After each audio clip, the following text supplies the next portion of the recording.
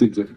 యాక్చువల్గా ఇక్కడ ఒకటి ఉంటుంది, మనలో లోపం ఉన్న అవతలోడిలో లోపం వెతకడంలో చాలా మంది సిద్ధహస్తులు ఉంటారు. ఇప్పుడు మన ప్రపంచంలోనూ ప్రతి మనిషిలోనూ ఉండేది ఏంటంటే మన లోపాలు మనలోనే ఉంటాయి, కానీ ఎదటివాడు ఎంత మంచివాడైనా వాడిలో లోపం వెతకడమే మెయిన్ ఉద్దేశం.